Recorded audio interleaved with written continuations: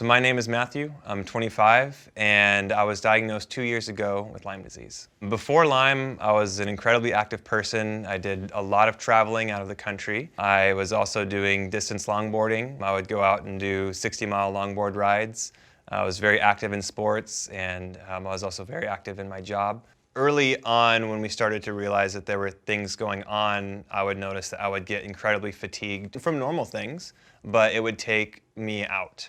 And it would take me a long time to get back to where I could function normally. We started to realize that something was wrong, whether it was diet or something else. The biggest thing for me was fatigue. So it's possible I could have been bit by a tick, but Lyme is also very much in my family. So I was very fortunate in my diagnosis in that my mom had been searching for answers, and after searching for years and years, she was diagnosed, and that was right around the time that I started getting sick. And so my timeline of my diagnosis was almost parallel with hers after decades of searching for answers. So I received diagnosis from a Lyme literate doctor. My mom never did feel well, but she was such a sacrificial mother. She was in mother mode all the time. Like so many people with chronic Lyme, they put their best face on in front of the people that they love, and very few people actually see just how much pain they're in. So when I found out that she was diagnosed with Lyme, things started to make sense from some, I guess, telltale signs that I didn't fully understand. But when she started to open up to me about what she was feeling and exhibiting, that's when I started to say, okay, maybe this is going on in my life. So like most people with Lyme, I had more blood tests than I could care to remember. And that's what we have medical files and personal medical files for. But I was diagnosed off of a blood test called the CD57, and that's a killer cell test, and a lot of Lyme literate doctors will use that. And if that test is very low or under a certain threshold, you could potentially be diagnosed with Lyme while exhibiting all these other symptoms. I tested negative on the Western blot, like a lot of people with chronic Lyme, because their immune system is so suppressed. So I received that diagnosis clinically with my symptoms and the CD57. I had a co-infection of Babesia, which we did treat, and I took the treatment actually very well. I took Mepron for that. Mepron is actually used for anti-malaria. And so what happens a lot in the Lyme world is you use a pharmaceutical or a natural medicine that's used for one thing can potentially be used for something else that's very similar. I did do antibiotics. I did oral. I was taking 2 at a time, and I took them for 10 months. There was no protocol for saying, okay, we're going to take this for X amount of months. We just went for it. And so right away I started to feel those Herx reactions. And the typical Lyme pain, the joint pain that you will hear about, I did not exhibit that in my life until I started antibiotics. And the pain was so severe that I couldn't walk for a little while. I had hip pain that felt like every morning someone came and hit me with a sledgehammer in my leg. So I had to walk with a cane if I could at all for a little while. Taking something that you knew was going to make you feel worse, but hopefully make you feel better, was a constant internal struggle. Because not only is taking long-term antibiotics potentially harmful in itself, but you don't know what symptom's going to come next. And is that going to be a symptom that's something you can't handle?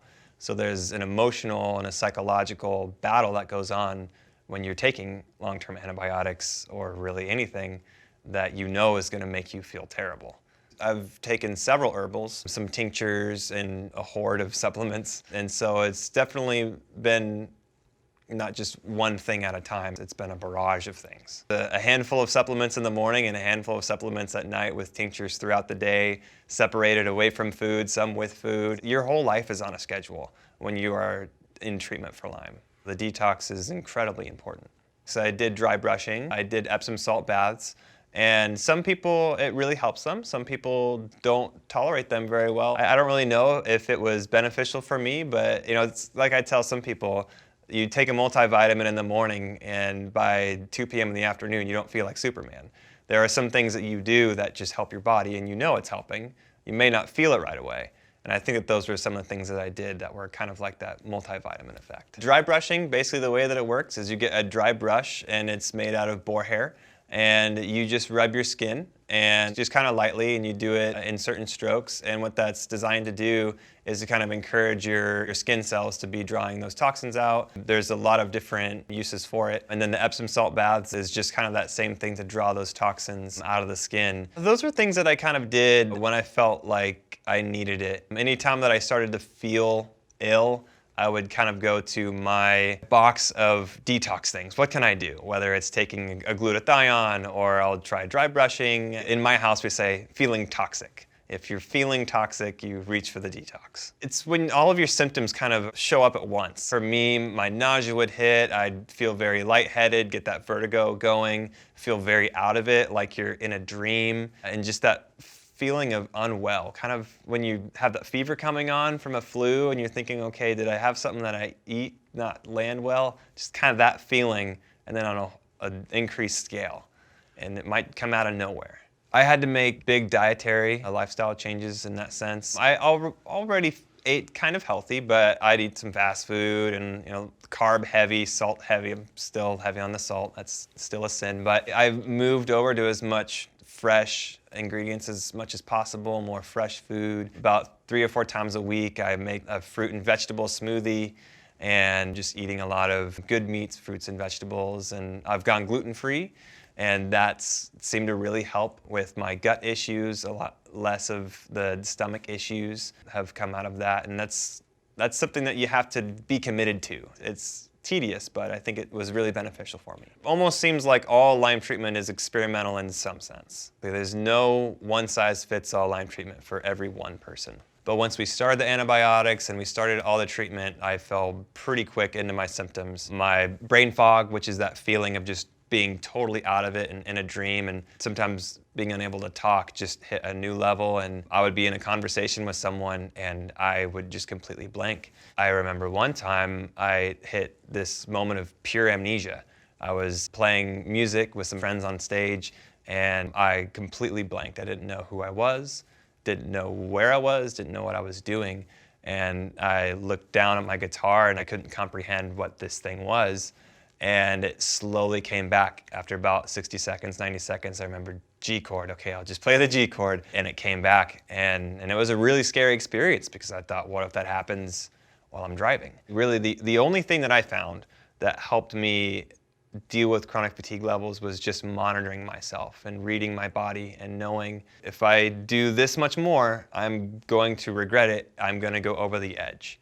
So there really was no silver bullet for me to know, okay, this is going to help me with my chronic fatigue. It was just the fact that, okay, I need to know my body.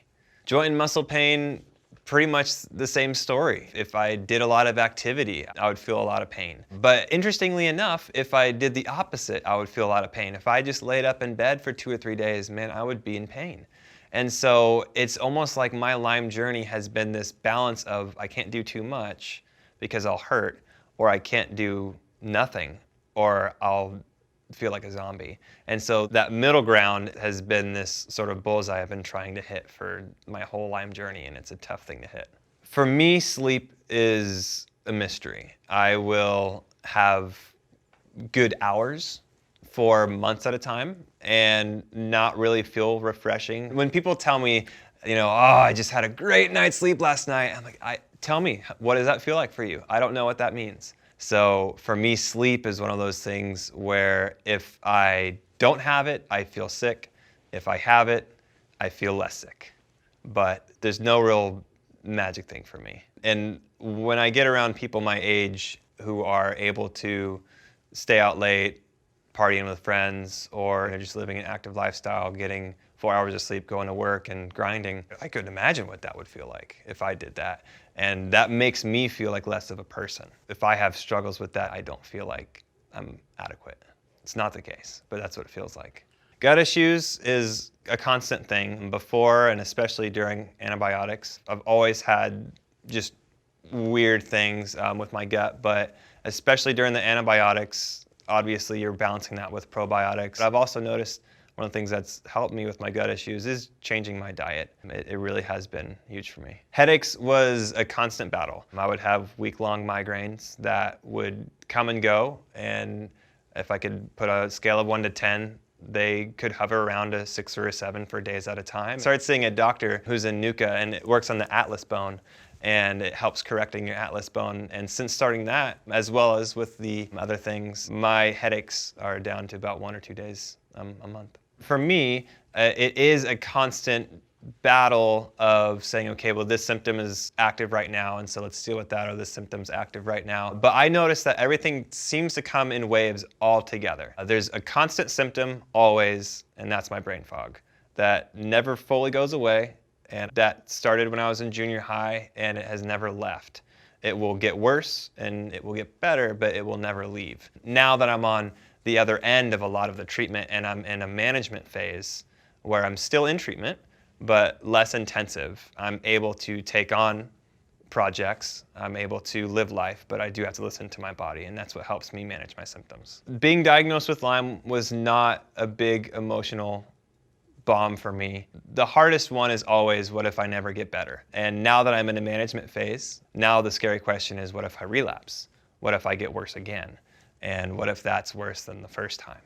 And so those kinds of questions create a constant anxiety. When I was at my worst, the emotional toll, it's a minute-by-minute battle. You're choosing to fight. Without my faith, I really don't think that I would be here. I really don't think I'd be around here to talk to you about my Lyme story. My friends were very supportive. There are a few that don't fully get it, but I'm very fortunate that the vast majority of my friends are very supportive. They're the ones that I can open up to, and they may not fully understand, but they love me and they support me and they hold me up. My mom, she's amazing. She's the one that organizes all of our medical files at home and the stacks of paper, and she's always the one that's looking into new treatments, not only for herself, but for me and everyone else in the family. The cliche in Lyme world is that you become your own doctor, and you go to Dr. Google quite a bit as well. But you have to research. You can't just go to one doctor and say, hi, here I am, fix me. You have to go to multiple doctors. You have to do a lot of research. And if you only go to one person or you only try one treatment, you may never